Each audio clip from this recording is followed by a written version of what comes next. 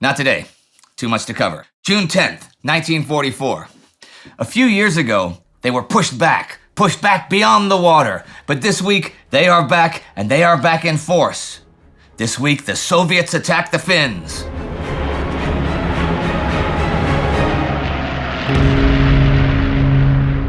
I'm Indy Neidell. This is World War II, and I bet that's not what you thought I was gonna start with today. I am gonna skip the recap of last week's episode for once and jump right into the action. While it is true that the Soviets were pushed back beyond Lake Ladoga a few years ago, and while it is true that they are indeed attacking the Finns this week, I will begin this week over in Western Europe, where a huge operation is taking place. Okay, late in the day on the 4th, the Supreme Allied Commander Dwight Eisenhower decides that the cross-channel Allied invasion of Normandy can take place the 6th. This is a tough call, and he makes it only after meteorologists say there will be a break in the weather the 6th. See, they want to make the amphibious landings at dawn, and they need to make them when it's not high tide, so the engineering teams can clear the beach obstacles up to the high tide line for all the ships that are to follow, bringing all the follow-up stuff in. The right tidal conditions occur only like 3 days every 2 weeks. It would also be nice for a late moonrise to help the airborne troops who will be landing hours before the dawn. The right conditions do happen on the 5th and 6th, but not so much the 7th. And if they don't do this now, then the next proper tidal conditions will be the 20th, but the favorable moon and tide combo won't happen again till July.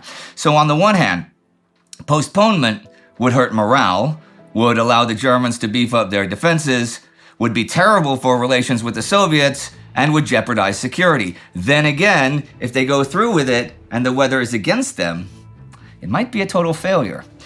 In their favor, the bad weather has convinced Erwin Rommel, who commands the German defenses in Normandy, that an invasion won't come, and he's gone to Germany for his wife's birthday. Many junior German commanders in Normandy are also away at training exercises in Brittany. So, June 6th it is. Now, we have launched an entire channel called D-Day 24 Hours, which is just what it says it is. 24 hours of coverage of Operation Neptune, the opening act of Operation Overlord. In that, we also go into all the planning, the intelligence, the news stories, the civilians, the defenses, and much, much more. So if you really want to understand D-Day, I highly recommend you check that out.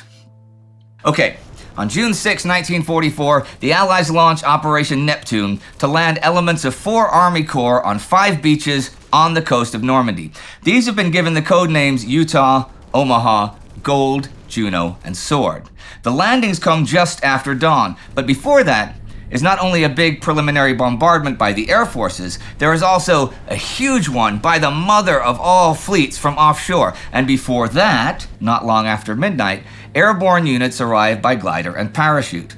It is they who have specific missions that could affect the success or the failure of the day's landings. The British airborne units must take if they can and destroy if they can't the bridges over the River Orne and Caen Canal to prevent the enemy from bringing reinforcements from the east. Blowing up the bridges on the Dives River also helps with this. The American airborne units must take the causeways leading from Utah Beach across the flooded marshland. There are also artillery batteries to be taken and bridges and locks to control. Establishing a beachhead on the Cotentin Peninsula would furthermore help isolate Cherbourg. Of course, there is way more info and detail in the Special D-Day series about everything you could possibly want to know about Operation Neptune, so I won't really go into it here, just a little bit in general. SHAEF, Supreme Headquarters Allied Expeditionary Force, is the headquarters of Dwight Eisenhower. He has like 3 million men under him, and the preparations for the invasion have been enormous. They've also been protected by an immense deception campaign, which we've gone over several times before, and which has been successful. Most of the Germans think their attack will come at the Pas de Calais. You might think they need to hit a port, or to take one very soon to bring in reinforcements before the enemy can knock them off of any beachhead they might make, but you would be wrong.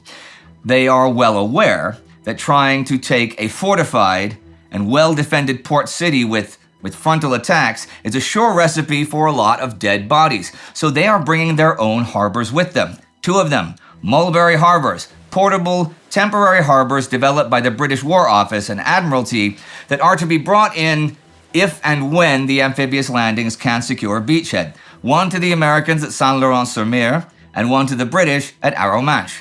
These are huge, with great masses of concrete, steel, roadways. They are actual harbors, and their construction has taken up a decent-sized chunk of British war production the past few months.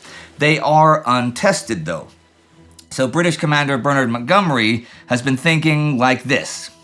He could not win the reinforcement race unless he could secure the major port of Cherbourg early in the operation.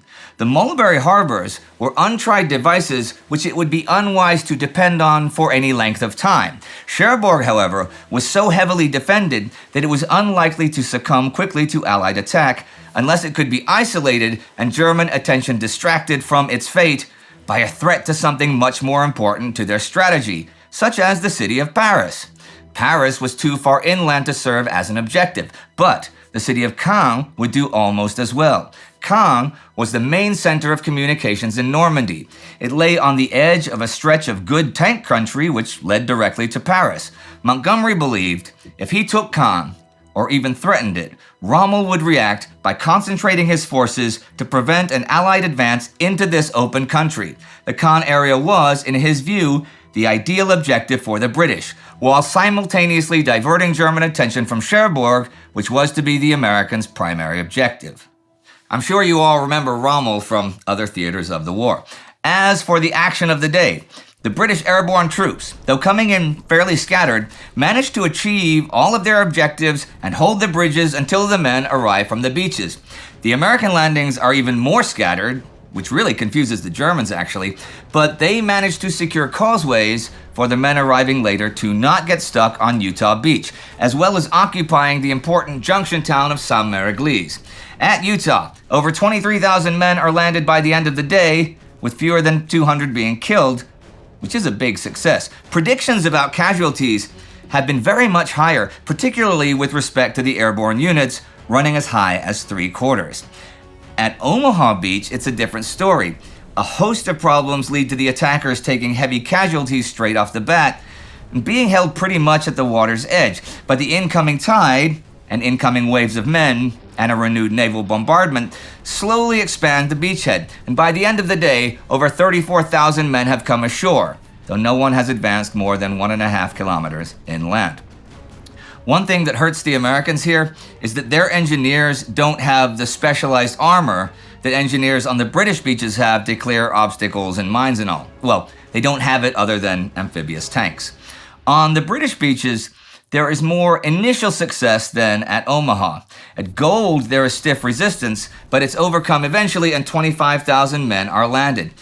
They do head inland, but do not reach their objectives of Bayeux or the Bayeux-Caen Road this day. The Canadian landings at Juneau managed to push off the beaches and inland pretty quickly. Over 21,000 men land there. At Sword on the east, the British do manage to land and overcome beach resistance, but a massive traffic jam during high tide prevents them from quickly exploiting it.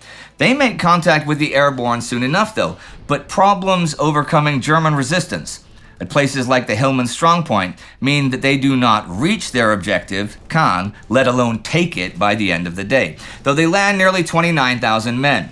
A late afternoon counterattack by the 21st Panzer Division does manage to reach the sea between Juneau and Sword, but is not strong enough to be effective and withdraws towards Caen once loads of airborne reinforcements arrive for the Allies in the evening, having lost nearly half of its 127 tanks. So, the result of the day is well over 100,000 men landed, with hundreds of thousands more waiting to land, and such overwhelming air power that they should be able to reinforce their guys more quickly and with more troops than the enemy. On the 7th, the British do liberate Bayeux, but Caen stays in German hands for the rest of the week. Taking that might take a while. On D-Day itself, there were big issues with the Germans setting up any kind of counterattack, mainly because armor to back the 21st Panzer Division could not be released except by Hitler's personal authority. And they didn't get that until 4 in the afternoon, since he had been up late working the night before, and no one wanted to wake him up to tell him the invasion news.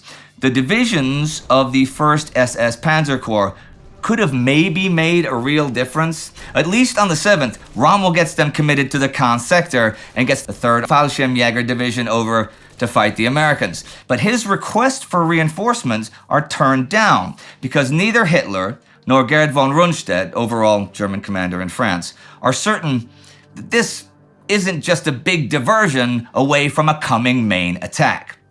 1st Panzer Corps struggled for 3 days to build up one of those devastating armored counterattacks which had given the Germans victory so often in the past. The Panzer Division's approach marches were so slowed by fighter bombers that daylight moves had to be abandoned, and when they did reach the assembly areas, having suffered damaging losses on the way, they were fed piecemeal into the German defensive containment lines to prevent Dempsey's British and Canadian divisions taking Caen. On the few occasions they did attack, they suffered the new and unnerving experience of being straddled by salvos of large naval shells fired by the British and US warships offshore. The Americans pushed off Omaha Beach a lot easier on the 7th, and they and the British occupation of Bayeux pushed the enemy into a pocket on the River Drôme. The Germans do threaten the American positions on the Cotentin Peninsula the 7th, trying an attack on Saint-Mère-Église before digging into the north in front of Montebourg, blocking the road to Cherbourg. The main Allied problem the 7th, though, is supplies. Just the weather is already wrecking the carefully prepared supply schedule. Well, that and the mines and the obstacles to actually landing stuff.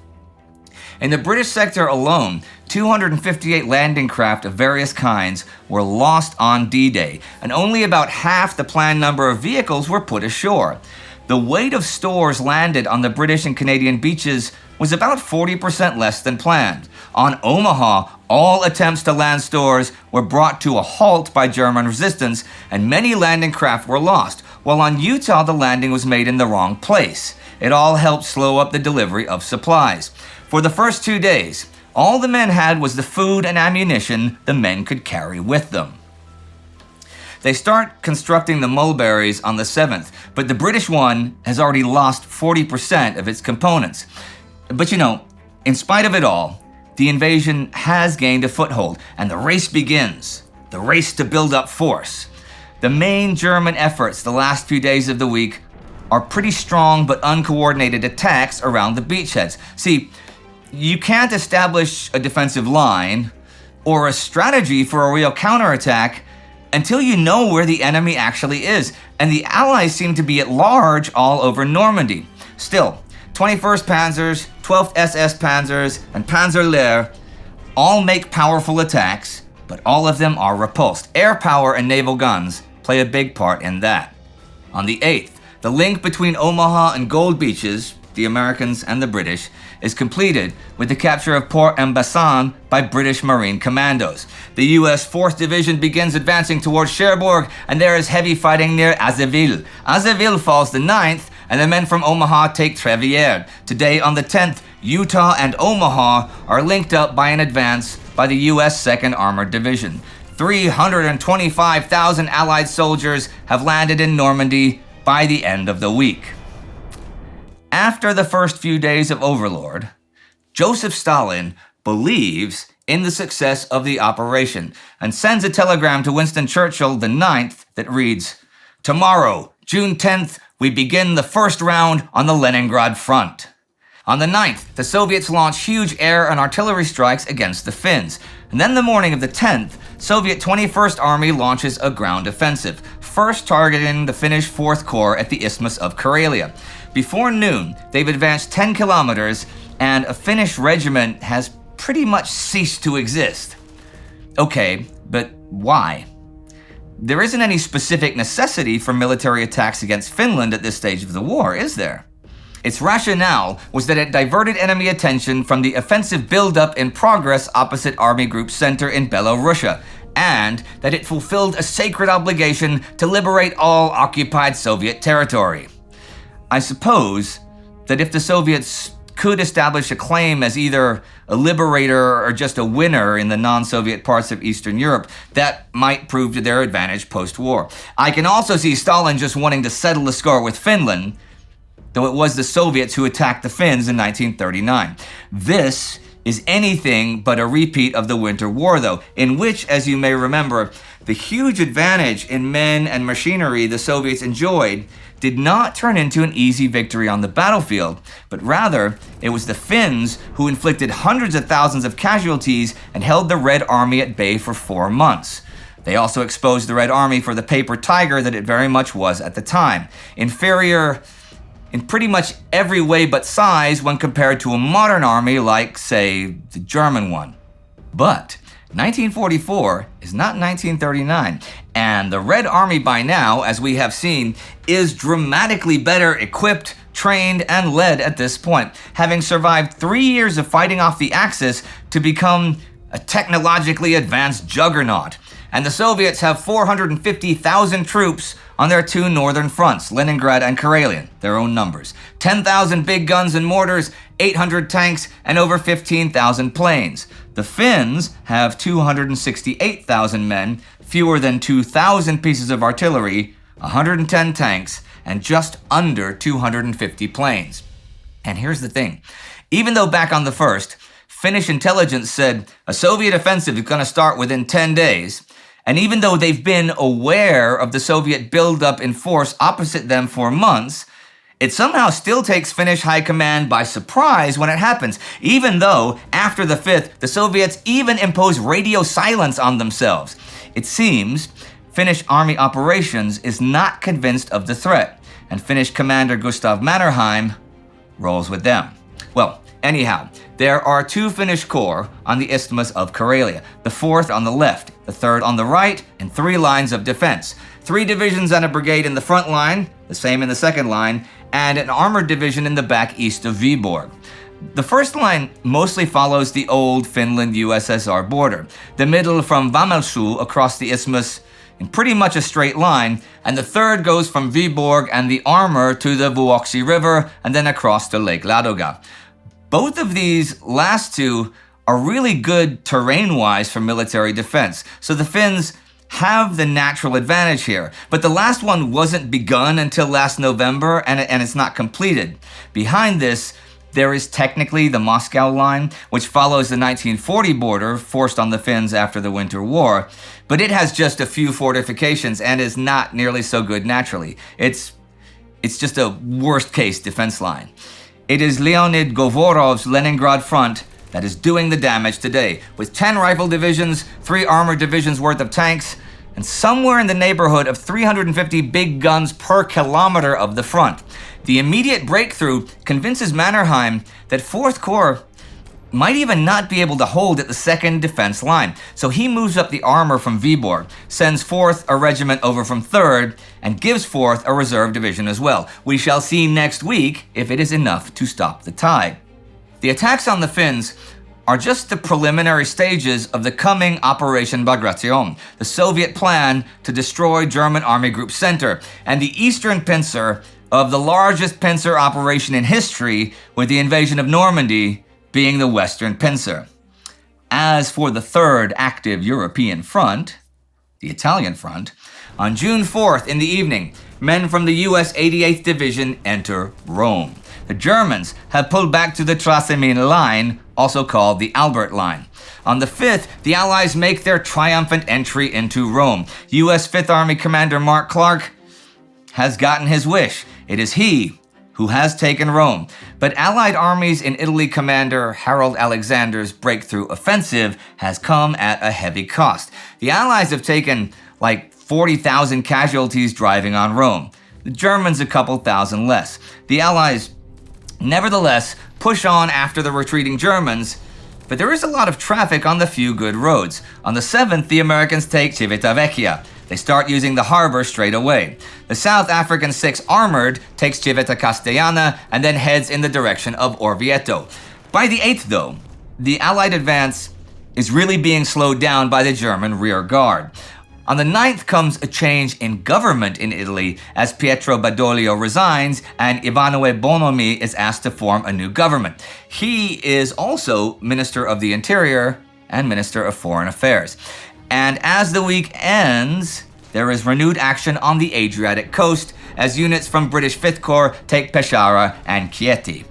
With all these new beginnings, there is something coming to an end though. At Kohima in India, Japanese commander Kotoku Sato has had enough.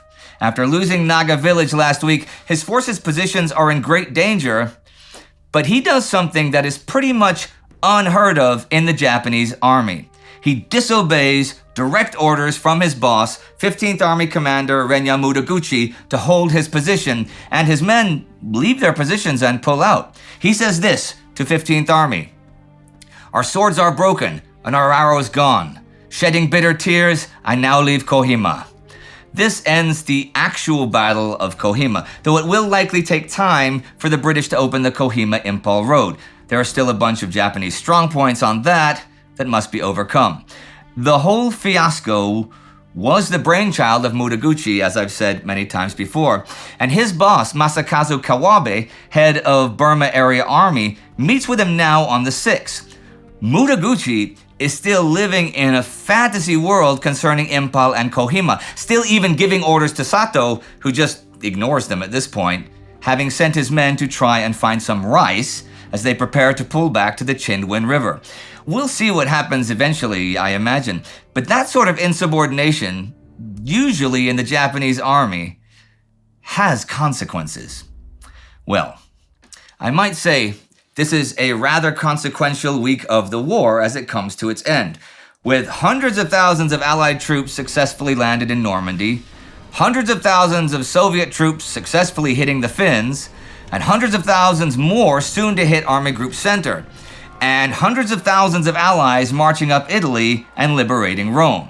Oh, and on the 5th, on Biak Island, the American 162nd and 186 regiments both advance, slowly breaking down pockets of Japanese resistance. The siege of Myitkyina in Burma is in full swing, and the Japanese are marching and fighting towards Changsha in China. So this week, there is fighting in 7 different theaters: Normandy, Italy, Finland, New Guinea, Burma, India, and China. So the Allies are back in Western Europe, in France. They were kicked out of mainland Europe 3 times in 1940 and 1941, and now they've returned twice in force, first Italy and now Normandy. And the Soviets are about to drop the hammer in the East. Adolf Hitler did not want a 2-front war, but he's now dealing with a 3-front one. And just now, it doesn't seem as if his forces are strong enough to win those 3, or just now to win on any one of them. There still looks to be a lot of war left to come, but make no mistake, this week, the war enters an entire new chapter, a new hope. And this week, again, breaks the record for longest script of the series. I remember when they were like 2,000 words. This is nearly twice that. Go and watch our D-Day 24-hour series. It is awesome, and we could not have done it without the huge support of the Time Ghost Army. And to the Army, all I can say is thanks. That's it. We are honored that you guys cared about that project enough to make it happen. The Time Ghost Army member of the week this week is everyone in the Time Ghost Army. If I live to be 150, I'll never forget what you guys have done for us. Well, for the world. That series, this series, it's for everyone. It's for the world. So just thanks again. See you next time.